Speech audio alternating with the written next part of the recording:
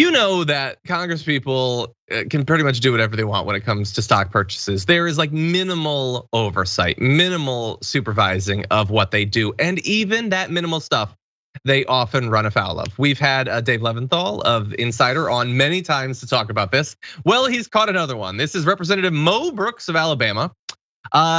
He ended up disclosing eventually that he sold up to $50,000 worth of stock in the pharmaceutical company Pfizer. So this is amazing for a few different reasons, especially considering his talk about vaccination over this time.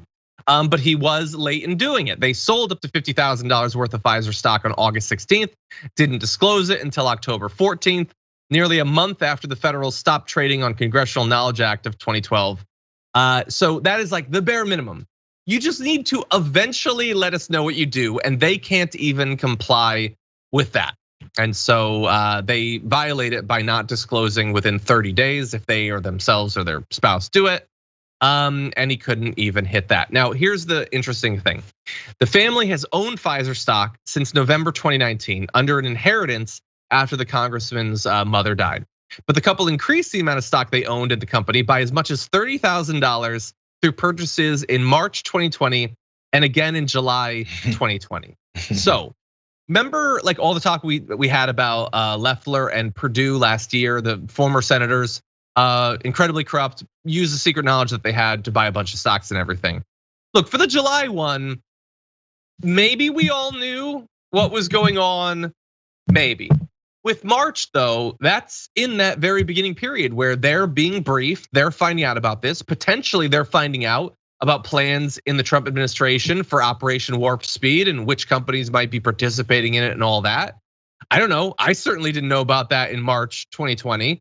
And yet they decided to almost double down on Pfizer stock, despite the fact that like they would later go on with attacking like Mo Brooks has his tweet, and it's really weird.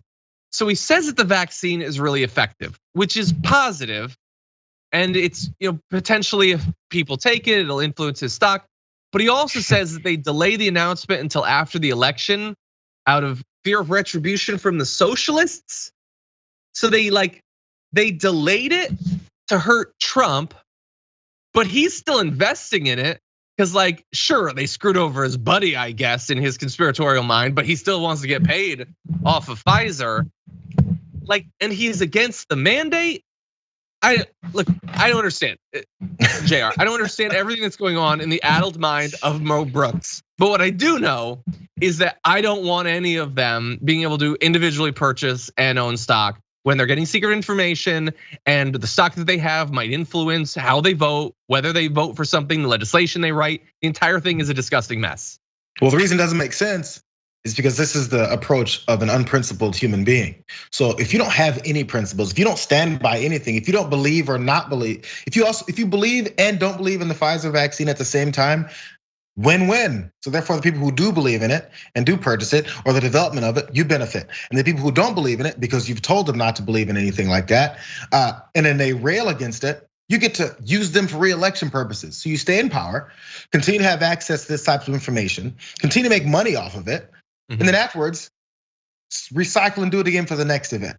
You have your position of power based off of lying to people who then believe you, and then you rail against the correct approach and make money off of it. It's all good. Principles be damned. Principle is making money.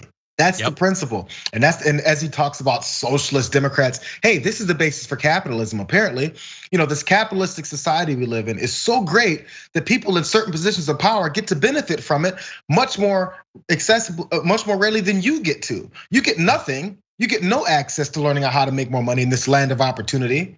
But he gets to sit at the top after an inheritance from his mother, gets to then use his position to enrich himself further. Does that sound great to you? Oh, let's vote for Mo Brooks. This guy's really on our side. Yeah, he's gonna do what's right. And how many of them that are out there like, oh yeah, no, vaccine, super suspicious and all that, like they've got Pfizer stock and they've got stock in J&J and they're making money off of this and they're vaccinated. The entire thing is disgusting.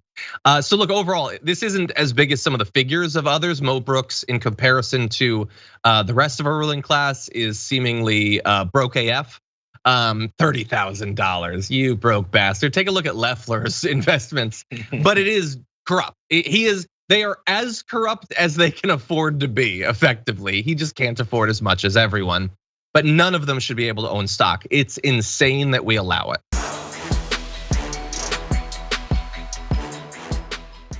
Check out the Damage Report podcast each day, wherever you get your podcasts, whether Pocket Casts or Stitcher or iTunes. You can join me as I give you the news and stories you want, with a range of co-hosts and interview guests jumping in on the fun each day. Again, that's the Damage Report, wherever you get your podcasts. And if you get them at iTunes, don't forget to rate and review. Sometimes I'll read them live on the show.